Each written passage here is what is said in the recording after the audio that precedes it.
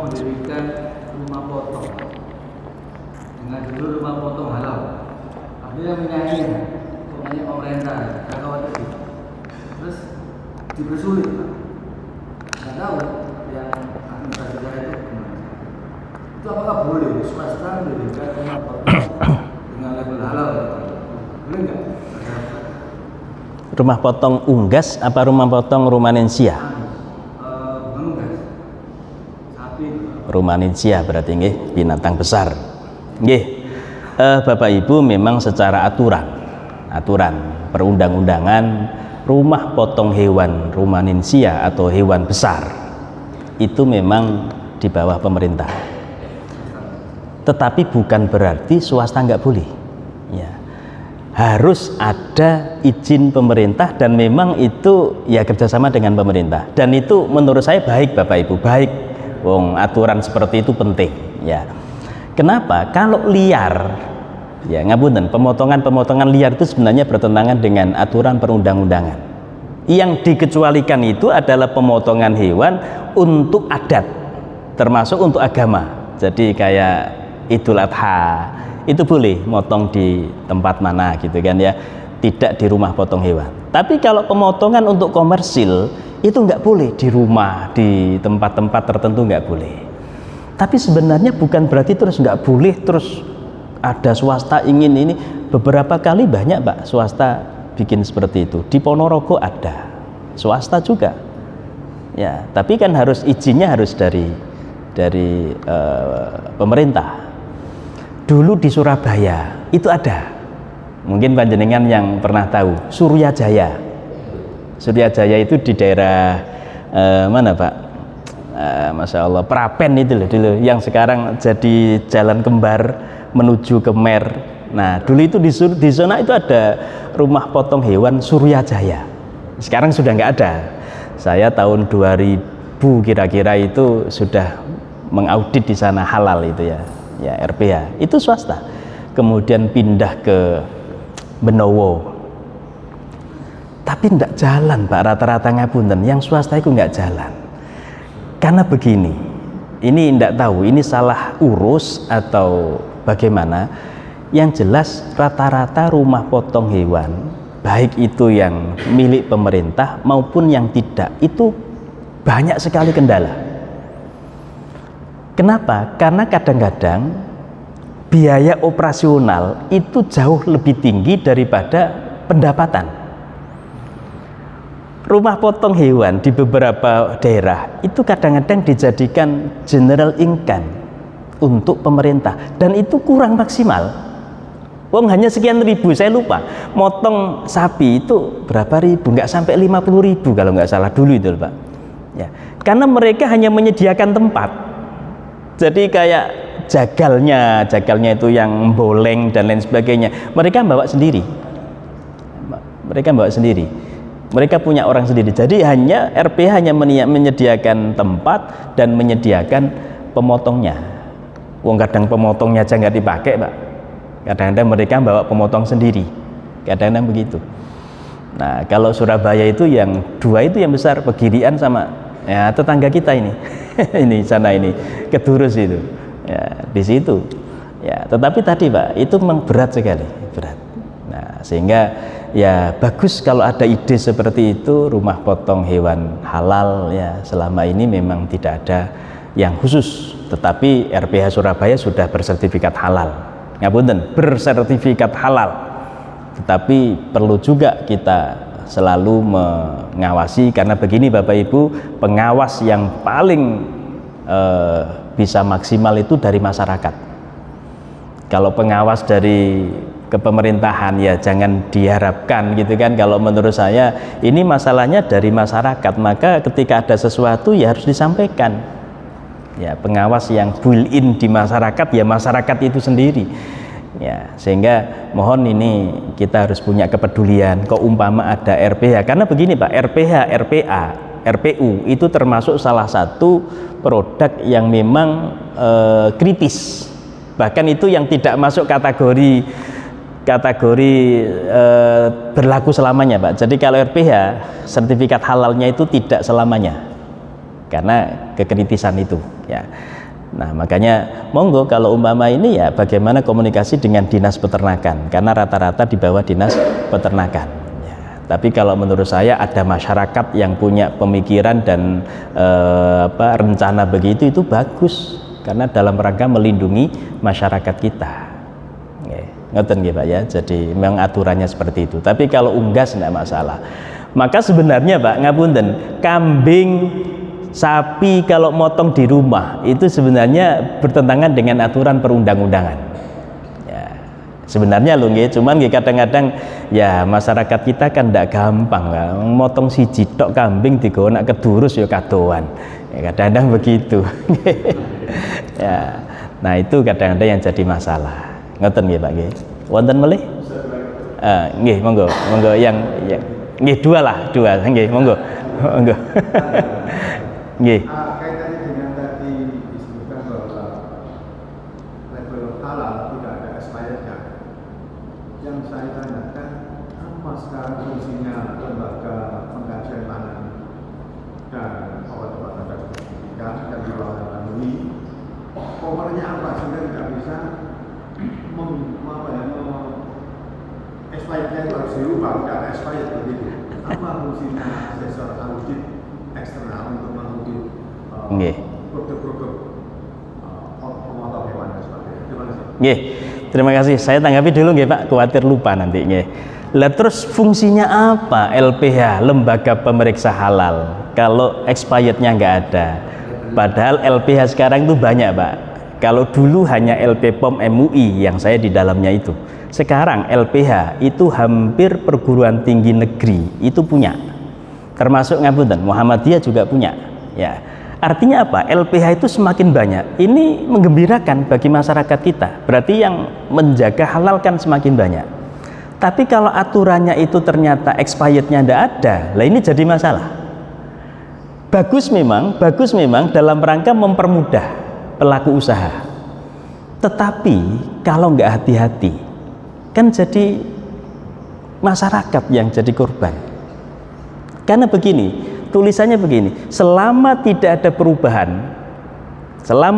perubahan bahan, fasilitas atau proses, maka itu berlaku selamanya.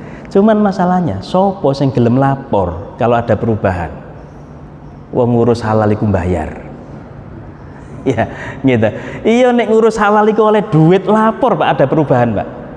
Saya lapor ini ada perubahan bahan. Dalam rangka apa? Biar dapat uang kan gitu kan. Lo ini ndak, ngurus halal iku bayar. Sehingga kalau ada perubahan, ya mikir-mikir Pak kalau lapor, Pak. Ya. Nah, akhirnya itu tadi. Akhirnya expirednya ada. Lo tugasnya apa? Sebenarnya ada tugasnya apa? Pengawasan. Mestinya begini, tapi regulasinya belum ada. Pengawasan secara regulasi itu hanya di bawah Kemenak, BPJPH. Loh, repotnya kan di sini. Mestinya kan di cover itu LPH itu difungsikan sebagai pengawasan. Ya, kalau kami di LP POM MUI tetap melakukan audit surveillance. Apa itu surveillance itu?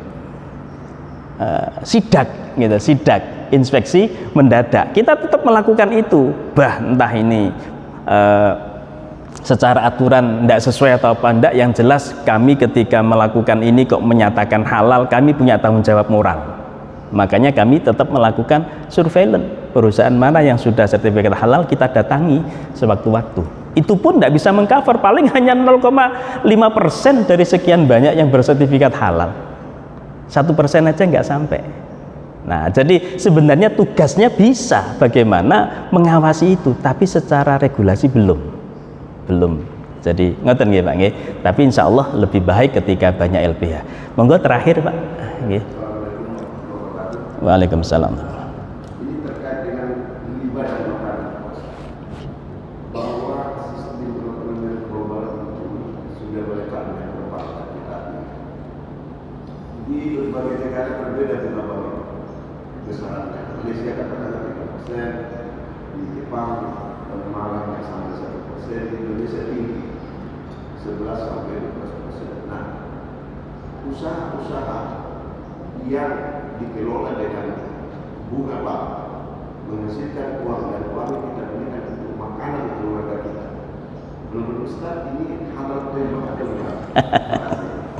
Nggih, matur suwun, Pak. Ini pertanyaan berat ini, Pak. Karena begini, Pak. Kita ini masih belum terbebas 100% dari bunga. Kita akui itu, kita akui. Ya. Dan kalau kita kaji dari sisi fikih, fikih itu kalau dalam bahasa al-fahmul amik, fikih itu adalah pemahaman yang sangat mendalam. Pemahaman, Pak, jangan lupa, al-fikhu itu pemahaman, fikih itu pemahaman, al-amik yang mendalam. Maka kalau ada perbedaan pendapat, panjenengan jangan heran, wong pemahaman kok, pemahaman orang kan masing-masing beda.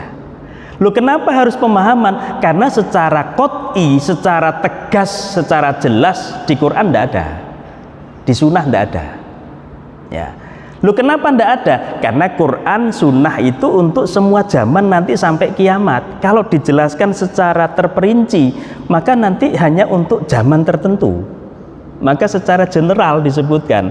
Maka fungsi fikih itu adalah bagaimana usul fikih tadi memahami teks-teks dalil yang ada, kemudian dijadikan hukum syarak tadi.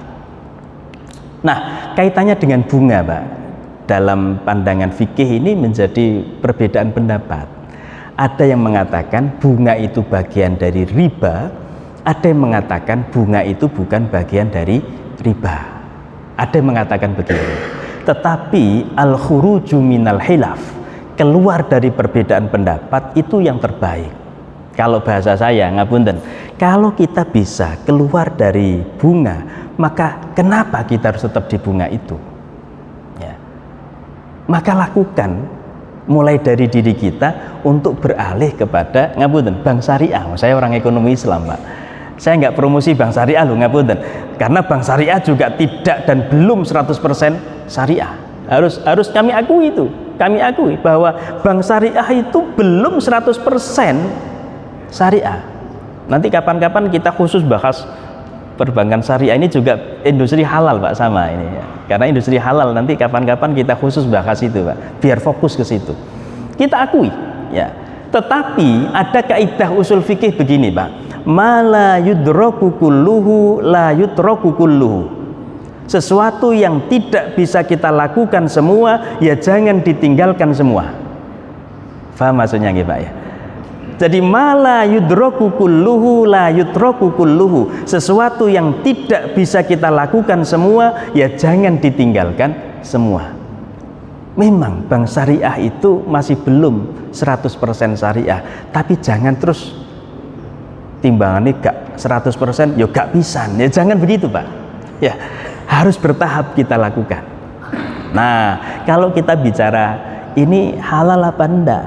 Nah, kalau saya punya ukuran begini, Pak, kira-kira pertama, kita bisa enggak meninggalkan urusan bunga itu? Kalau bisa, kita tinggalkan. Tapi kalau umpama tidak bisa, karena kebutuhan kita yang mendesak, ya umpama ini masalahnya usaha saya harus melalui ini, customer saya juga ternyata banknya bank ini umpama, atau bayaran saya ini juga mau tidak mau juga lewat ini umpama, tidak bisa beralih. Ya kalau seperti itu, ya kita bisa ikut dengan pendapatnya ulama bahwa bunga itu bukan bagian dari riba. Yang penting memang betul-betul di dalamnya tidak ada unsur penzaliman, tidak ada pihak yang dirugikan. Tetapi ya jangan berdiam diri, tetap harus ada upaya. Contoh ngapunten, Pak, di instansi saya itu bayarannya lewat bank konvensional. Dan saya tiap bulan ini ya dari bank konvensional. Tapi kami ada upaya untuk bagaimana agar ada bank syariah masuk di dalamnya. Dan ini sedang berproses. Nanti kalau sudah masuk kan, ya minimal kita sudah mengurangi sesuatu yang ya menjadi masalah dalam halal haram. Ya, kami menyatakan kita ini ada prodi ekonomi syariah, mosok bank syariah gak melebu. Ya, nah ini sekarang sedang proses. Nanti, nah ini bagian dari upaya. Jadi jangan terus menyerah begitu saja tanpa ada upaya. Harus ada upaya. Ngoten nggih, Pak nggih. Nanti insya Allah kapan-kapan kita khusus bahas tentang industri halal yang terkaitnya dengan keuangan. Selama ini kan lebih banyak ke makanan, minuman, kosmetik gitu ya. Nanti insya Allah lebih ke keuangan. Ngoten nggih Bapak Ibu nggih, mudah-mudahan manfaat barokah untuk kita semua, dan mohon maaf kalau ada kurangnya. Saya kiri ihdinas siratal mustaqim, ana qari wa anta sami, wallahul hadi. Assalamualaikum warahmatullahi wabarakatuh.